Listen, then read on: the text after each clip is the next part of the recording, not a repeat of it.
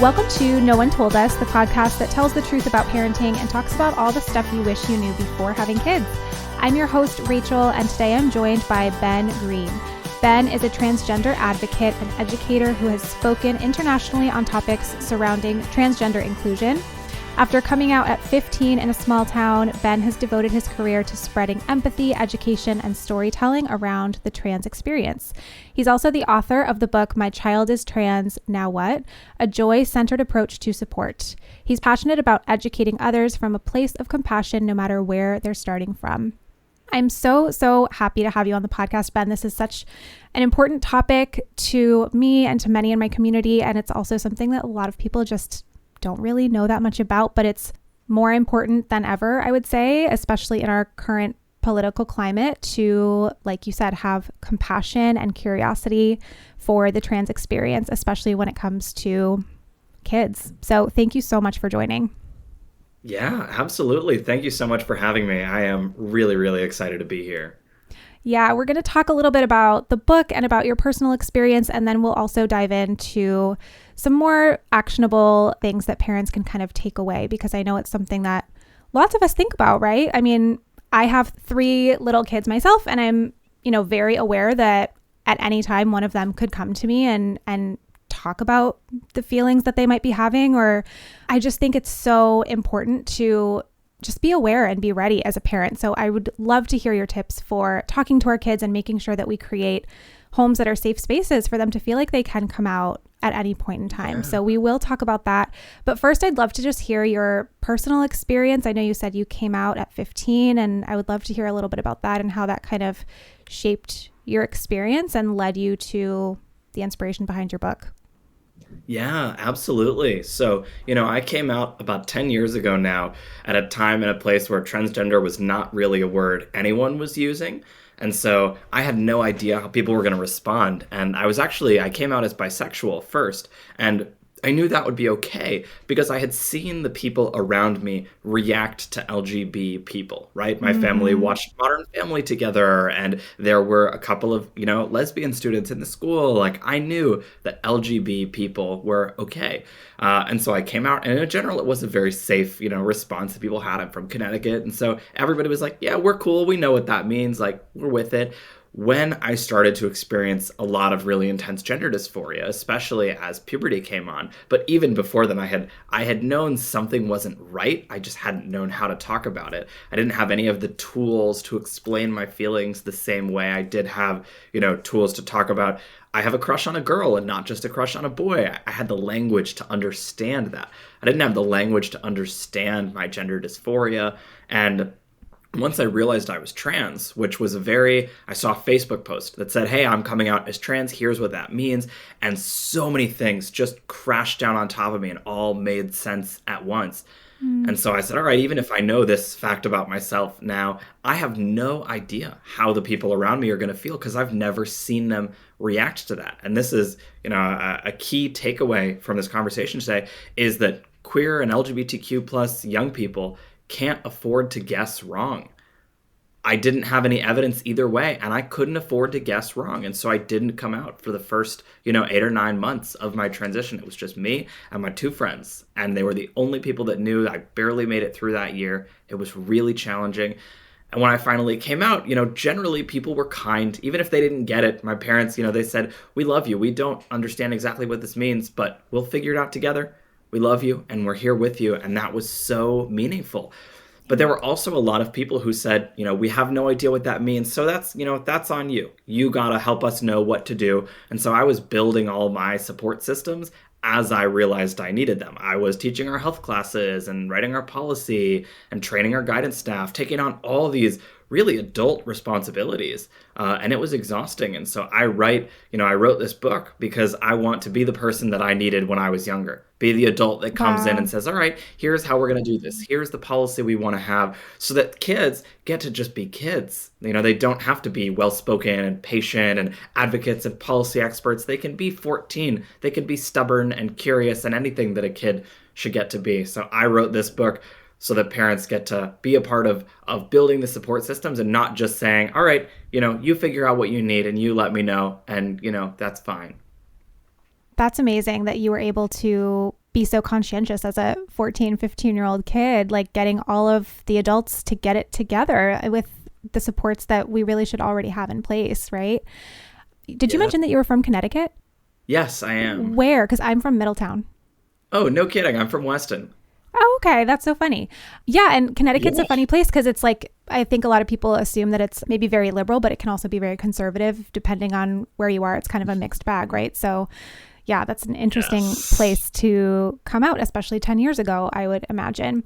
You mentioned also gender dysphoria. Can you expand a little bit more on what that means? Because I think a lot of the transphobic rhetoric that is so prevalent in our country right now, I think really just comes from a lack of understanding. And so I would love for you to just go into a little more detail about what gender dysphoria means. And like you mentioned, the differences between being gay or being bi and being trans, because I think a lot of people also confuse all of those things or kind of lump them all together. Yeah, absolutely. What an amazing question. I think in order to understand gender dysphoria, we want to understand gender. And so to all our listeners here, I offer you a brief exercise, which is take a second and think about, yourself and your body and your sense of who you are. Imagine that you were in some kind of accident and, you lost a significant portion of your body. You lost all of your limbs. Are you still a woman or a man, or, the identity that you have? Most people think, well, yeah, absolutely. There are plenty of, paraplegic men and women and people who, have lost limbs and are still their identity. Okay. Imagine that now something has happened and you have just your head on kind of a robot body. You have your total consciousness, your personality, or are these still the same person? Yeah, absolutely. If you don't have those body parts, though, if you don't have those genitals or those reproductive organs or necessarily those chromosomes, are you still that identity? What part of you is male or female if it's not actually about those body parts? What you are feeling, what you have identified there is your gender identity. Most people aren't aware that it's there because it fits so comfortably in line with their biological sex, but it is that internal perception, that belief of, I know who I am. So gender dysphoria is when that gender identity, that internal knowledge of who you are is not the same as what is on the outside, as that sex that you were assigned at birth. So for me, my sex assigned at birth was female, but my gender identity is male. And that was really challenging. Now, for different people, this might show up in different parts of their body in different ways. I know for me, it was really challenging. The first way it showed up was just that I would stand in front of the mirror in early days of puberty for hours at a time sometimes, and just have no sense of recognition. It felt like there was somebody else behind my eyes. It was honestly terrifying. I've now learned the term is dissociating.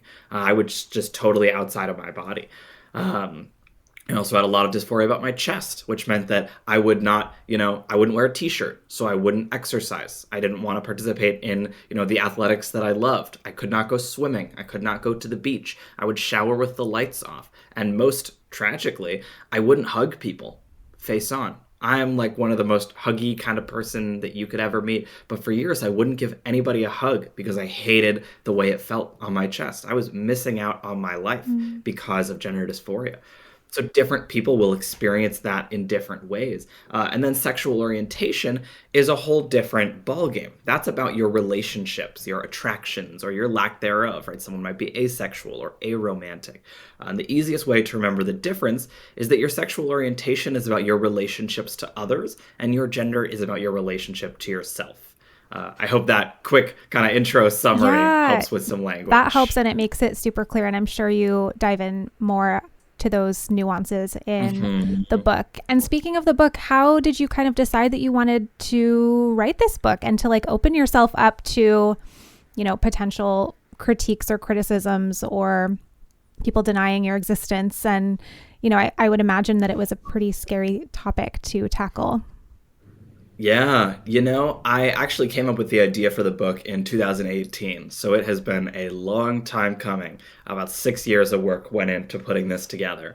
And I knew that I wanted to write a book about supporting transgender people. I wanted to write a book for allies. And I'm a full-time public speaker, and so I'm also, active on social media. So I'm very used to the criticism and the hate, and that's comes with the territory of being transgender and existing in the public eye. And I've gotten pretty good at kind of handling that. But in 2021, I started to get more involved with PFLAG chapters. I set out on a mission to do a free speaking event for every PFLAG chapter in the country. So far, I've spoken for about 85. And there was a time where literally every week I was on a different parent support group. And I found that so many of them were asking the same questions, were sharing the same fears, and were sharing the same frustrations with the resources that were out there. They weren't feeling like the resources they were finding, they were either out of date or they were, really grief focused of this must be so hard for you, phrasing a child's transition as something that has been done to them, either really grief focused or were borderline like, hey, why aren't you with it by now? Kind of coming in with a lot of anger or judgment. And very few of the books out there were written by trans people. A lot of them were written by parents or people who were that one step removed. And so I knew that I had been working on this allyship book, and I said, I think I need to pivot and specifically write this book for parents, because that's where, as trans youth continue to become the major political battleground. I live in Missouri now, so I am very involved in politics, and I recognize this is the area where I might be able to do the most good. That's amazing. I'm so glad also that you brought up politics because it's very pertinent right now. We're going to take a quick break and come right back, and I'm going to ask you about that.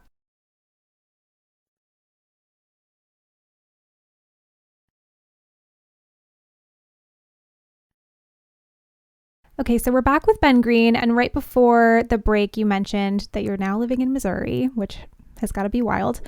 And, we're at this very kind of scary moment in time for lots of different reasons with the political landscape here in the US. And this is not a political podcast, but as I remind parents all the time, parenting is political, and the choices that we make with who we vote into office affect all of us and affect all of our kids. So we all do have to care about it. We don't get to just opt out.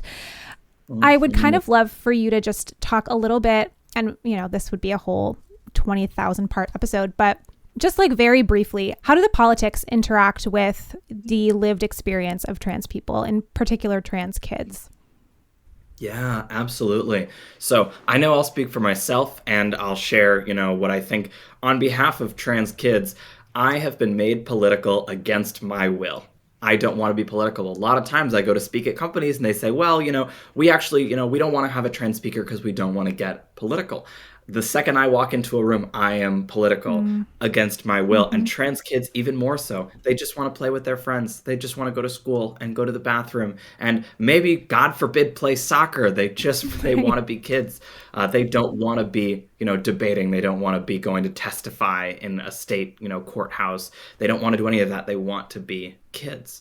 So it really is tremendously impacting us. We're having an internal refugee crisis across the United States with hundreds of thousands of LGBTQ people and their families looking to move. In Missouri, when our gender affirming care ban passed last summer and went into effect, almost every weekend is a party to help somebody move out of their house and move to one of the 12 refugee states. My friends are leaving because they're not safe. And that breaks my heart. And there are lots of families who can't afford to leave, who can't get a job change or can't change their certification, or who shouldn't have to leave, who don't want to leave because they've built their homes and their communities here. So it's really, really hard on these kids. And it creates a vision for parents. When they have a kid come out, the first thought isn't, how can I give my kid love? It's, oh no, what about all these bills? What's wrong with my child? It both creates a lot of fear, and a lot of fear that causes parents to say, I don't really want you to be trans because I don't want you to suffer.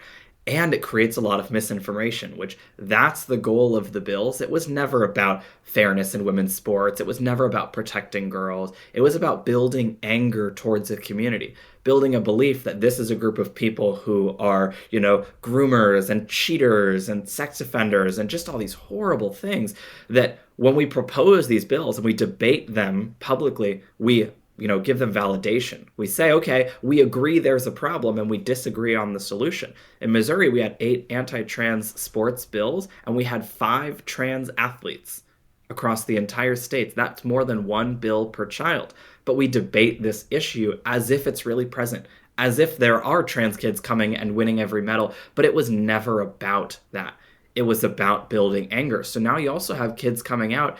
Somebody that I know is a tutor for a kid who had come out to them as soon as they got hired. And the kid was like, yeah, like, wow, it's so meaningful to me. They built a whole relationship. And the mom loved my friend, was using their pronouns, was super affirming and kind. And when the kid came out to the mom has spent, years at this point hearing about how trans people are groomers. And so she went in on my friend. How could you do this to my child? I can't believe you pressured them. And so it's creating this culture of, in 2015, I said I can't afford to guess wrong because I don't have any data points either way. When you're sitting and the world is screaming, I don't want you to be transgender, that feels even scarier to come out, which is why it's even more important for parents to be proactive in making sure their kids know, hey, I would love you. I would support you anyway. If you're trans, if you're queer, if you're whatever, I'm here. I love you. I see you.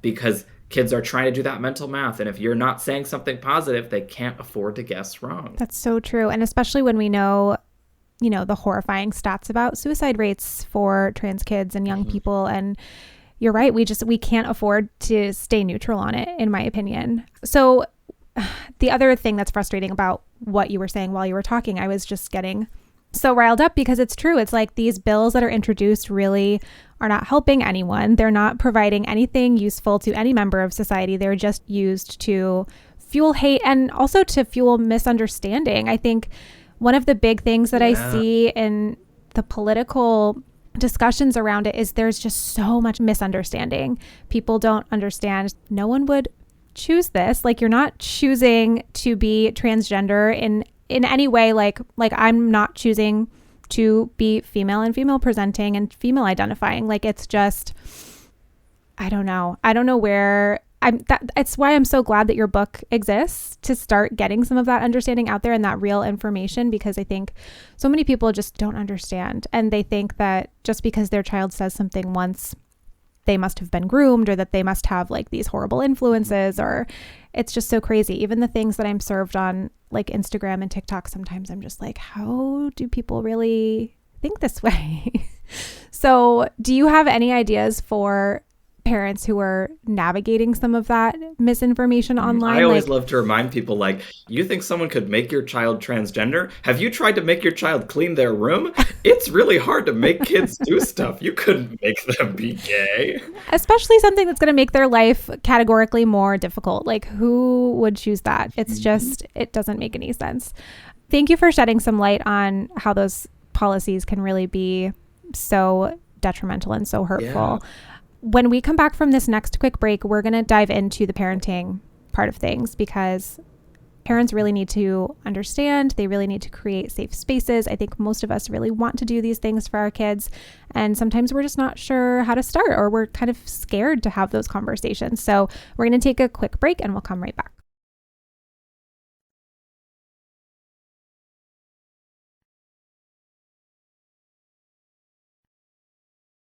Okay, so we're back with Ben Greene, and I'd love to kind of dive into the parenting part of this discussion, since that's what your book is all about, is empowering parents to have these conversations, to be open with their kids, and to be advocates and allies for the trans community, whether or not they end up having a child that is trans or not. I think it's so important for all of us to model inclusion and to model compassion, even if our children are not trans. We're going to encounter people that are. So how do we have those discussions, right? So I think one thing that parents are wondering about or are confused about maybe is, when does this start? Like, how early might you see these signs? And how do you know the difference between a child who's like pretending, oh, I want to pretend that I'm a princess. I want to pretend that I'm a boy. I want to pretend that I'm a cat. Like, kids do that stuff all the time, and it doesn't necessarily mean anything that deep, but sometimes it does. And sometimes those are those first little signs. So I think that's maybe what I'd love for you to start with, is like, how early do you really know, and when do you take it seriously? Yeah, absolutely. So, a lot of parents bring up that stress, whether it is talking about little kids or teenagers, of like, how do you know when it's a phase? Kids go through lots of phases and play lots of pretend. And identity is different. And the ways kids talk about identity is different. So the earliest age scientifically that we've found that kids can begin to conceptualize the idea of a gender identity is the age of 3. And people get really surprised at 3. They said, 3? How is a kid old enough to know that they're transgender? And I respond, I say, if that's the case, how are they old enough to know that they're cisgender? The only difference is that one of those identities we want them to be, with air quotes, and one of them we do not want them to be, with air quotes. So, giving people that context. There are a number of diagnostic criteria that we use when determining, what is our kid telling us. And for trans kids in particular, the diagnostic criteria are consistent, insistent, and persistent. So consistent. Are they regularly saying, Mom, I'm a boy? Or is it, Mom, I'm a boy, Mom, I'm a fire truck, Mom, are they exploring, or are they every day saying, Mom, I wish I had been born a girl. Something is not right with my body. Are they insistent? Is it firm? Are they having tantrums when they have to wear gender-specific clothes or go into the bathroom? Is it something that they are bringing up to you regularly? And remember, if you shut it down, sometimes kids stop bringing it up because they stop feeling safe to do so, not because they stop, feeling that way. But are they insistent in bringing it up? And are they persistent? Does that last over time? That they are always saying, Mom, when do I get to be a boy? When am I supposed to grow this body part that you have that I don't have yet? When when is my body going to change this way? When do I get to cut my hair? Whatever it is that coming up regularly? Now, the other thing I'll share is there's a lot of stress about what if we get it wrong? What if I support my kid and it was a phase? Before puberty, there's nothing permanent that is happening. The worst case scenario is that your kid learns that you would love them no matter what. If they say, okay, I want to go by a different name for a couple weeks, and you call them that name and they say, okay, I'm ready to go back to my other name, you've sent an unequivocal message of love to that kid. If they are trans, they know that you're on their side. If they're not trans, they know that you're on their side. But there are no surgeries happening before puberty. There are no medical transitionings happening before puberty. Puberty blockers are not very common, so some kids will go on puberty blockers, but there aren't major permanent conversations we're having at all with kids that age. It's just love. That's the only tool in our toolbox for kids that age, is education and support and kindness and playing with them and coming into that world with them. So there's a lot of fear around that, but giving them that love when they say, Mom, I'd like to be a boy, give them space to say, okay, tell me more about that. Tell me more about why. How are you feeling? And not every kid who says, I want to be a boy while we play this game is doing it because they're transgender, but make space for that conversation and help them know what words to use to have that conversation. I love that. And I love that you addressed the medical piece too, because I think that's another huge source of misinformation that I see. People are in this moral panic that we're drugging kids in kindergarten or putting them in forced surgeries when they're 7 years old. It's just all this stuff that is so unhinged and so untrue. And people just don't understand the process that there's therapy. There's so much that would come before making those huge decisions. Those things are not done lightly. It's actually really hard to get surgery even as an adult. Right, exactly. It's not that easy. It's so wild that people act like it's happening all the time. It's really not. So then the school piece. So maybe your child is now school age and maybe they're having these discussions and they have been for a while. They're persistent, like you say, and consistent.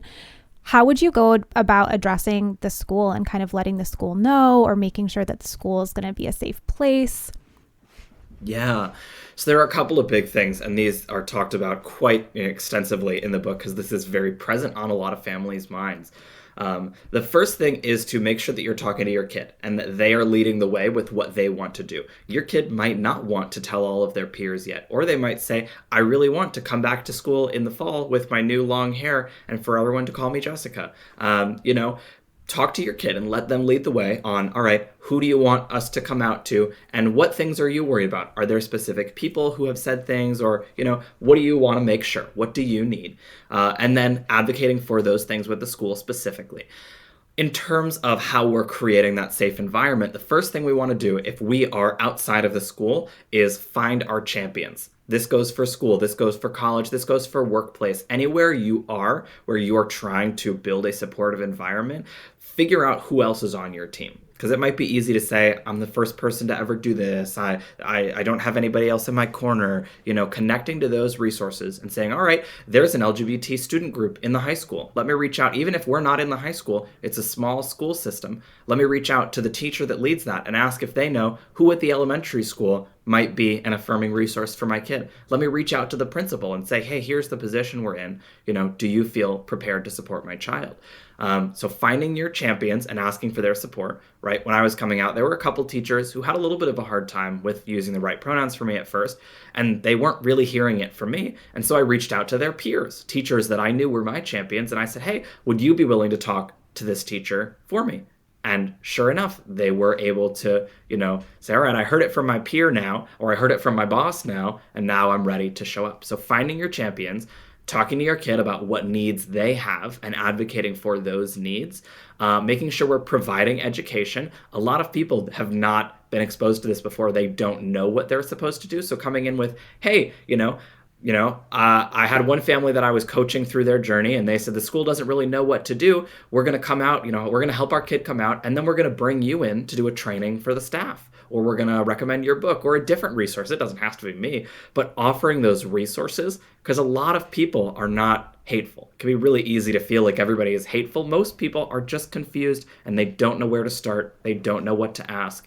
So having those resources that people know they can say, all right, this is the first trans person I've ever met. It's not that I'm unkind, it's that I don't know how to handle it. So what resources, how are we setting people up for success?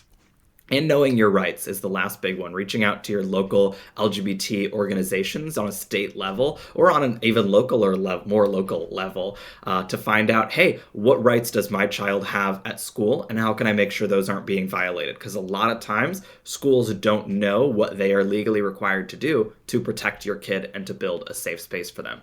That's so true. And I'm sure that varies from state to state in different communities. So that's really important to make sure that you know the rights in your own area, right?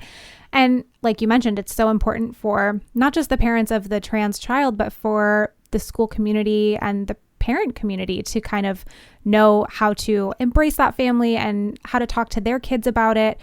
Do you have any advice for, maybe someone listening has a child in their kid's class that has come out or who is exploring? How do you talk to your kids about one of their peers in a way that makes sense to a little kid, but is also, supportive and respectful? The biggest thing is that, people share a lot of fear around how are kids going to understand this? It's so complicated for adults. I can't imagine a child trying to understand it.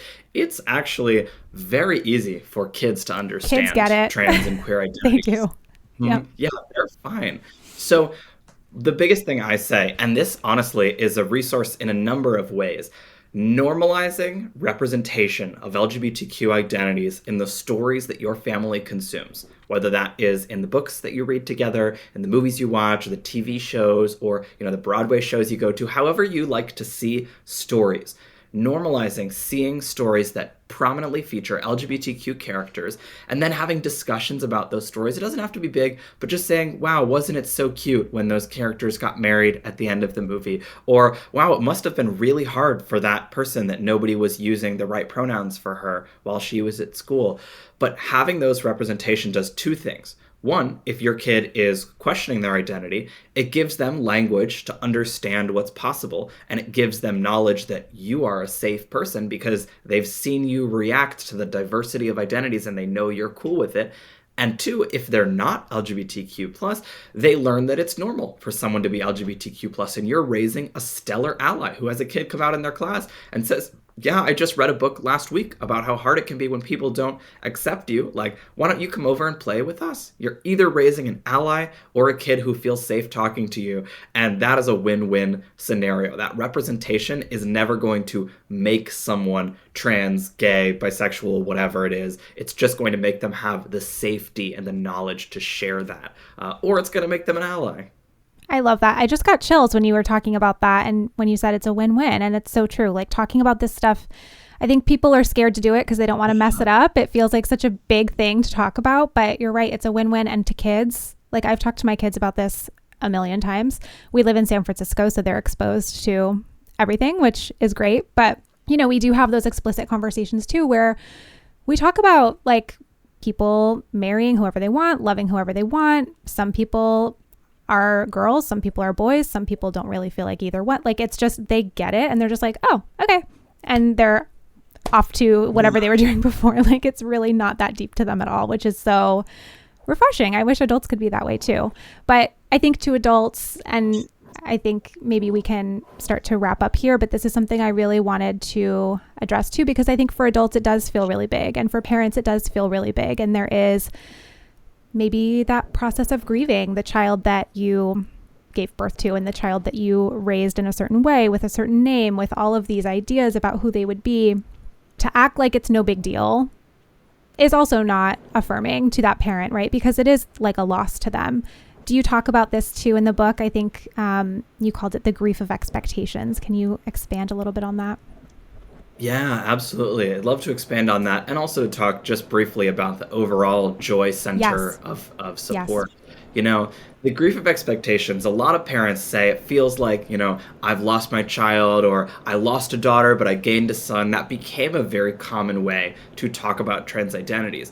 Now, that was actually one of the biggest reasons that drove me to write my book, because so many books out there centered that grief, really said this journey is about that grief.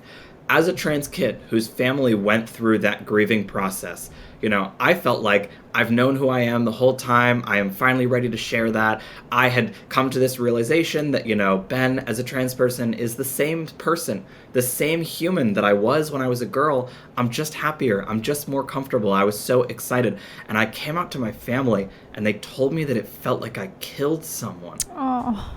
That is heartbreaking for a child, because that's what that grief that you're saying, I lost a child, is saying, I don't know who you are. And for the kids who are coming out, we know we've been that person the whole time. It is gut-wrenching. Now, I am never, ever going to tell you how to feel. That is not appropriate. That is not possible. No one is in control of how they feel. What you're in control of is how you respond to your thoughts, how you think about them, how you talk about them. So find places to process that aren't your kid. I'm not mad at my parents for going through those feelings. I am frustrated that they chose to share them with me, because that really, I wasn't the right audience. I didn't know how to process that or how to support them. And, sit and think for a minute about, what am I actually losing? Do I know for sure that it is gone? Do I know for sure that I had it? And shifting to think about, what am I gaining, right? My parents were losing their little girl and were afraid that we were going to have a less close relationship, or all these different things. And we've actually gotten much closer, including me and my mom have a much closer mother-son relationship than we ever had as a mother-daughter relationship, because I have seen the ways she has chosen to show up for me as a real champion for me in my life. So really, Sid, we grieve expectations of, I know exactly what your life is going to look like because you were born my son. I know what my role will be in your college. I know what my role will be in your wedding. I know what your family will look like. Do you know for sure that he was going to have, 2.5 kids and a traditional wedding and the whole classic American life?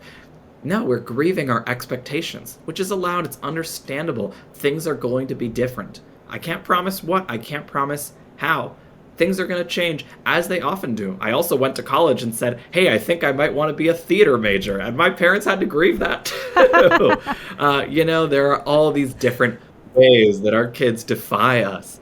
And I think in general, this speaks to the subtitle of my book and the center of my work, which is the joy-centered approach to support. It can be so easy when someone comes out to feel like this is a bad thing. This is a worst case scenario. I love you because I know that, that you wouldn't choose to be this way, and that this is really horrible. And it makes it really hard to support our kids when what's driving us is suicide statistics and anxiety and depression. We've got a very clear picture of what we're running away from. But that makes it really hard when we talk about things like regret, because all we know is running. There are lots of regrets that we encourage our loved ones to risk all the time.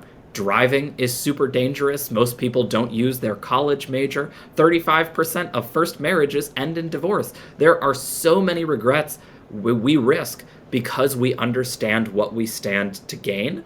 And so I take a joy-centered approach in my work to say, hey, your kid's coming out. It's not just about what you're losing. It's not just about what's going to go wrong. There are millions of transgender people out there, adults, parents, grandparents. I am married. I am happy. I have a community. I have people who love me. I know trans astronauts, trans people in every state in this country, in every faith tradition, in every career. There are trans people everywhere. living beautiful, happy, fulfilling lives. And that never comes up in our conversations around supporting trans kids. It's about the problems that come up and the bullying and the dysphoria. I love being trans. I love that I've gotten to build myself from the ground up. I love the communities that I've built and the strength and intentionality that I've learned. I love the man that I have built myself into. And it is so important to remember that this journey is not just about what we're losing. It is also about what we're building and what we're gaining. So that Joy Center, remembering to celebrate and have fun and let our kids be kids and be playful and be creative, is crucial to having a meaningful, supportive presence. Oh my gosh, I love that so much. Thank you for reframing it that way for us, because I think as parents, we always just want the best for our kids, and our minds do tend to go to like the worst case scenarios and the scary things. I don't know why that happens, but it does. So I think that reminder to look at the joy and look at the positives is so needed and so left out of the conversation too often. So thank you so much for being here. Can you share a little bit more about where people can connect with you and where they can find your book? Yeah, absolutely. My book is available anywhere you buy your books, ideally at an independent bookstore, because they do a whole lot of great work for all of our communities. But also you can get it on Amazon. You can get it at a library. Hopefully there will be an audiobook out there eventually, especially for parents. I feel like those are great. Yes. So my book is available hopefully anywhere. You can connect with me online. You can find my website, bgtranstalks.com. My email is the same. And my social media is pseudo.bro, pseudo.bro, because I do I'm your trans older brother. It's cute. I think it's funny. It's a lot of validations and affirmations and encouragement for trans folks and their families. Please feel free to reach out however I can support you. And thank you for listening. Awesome. I will link all of that in the show notes. Thank you so much for joining. Have a great rest of your day. Thanks so much for having me.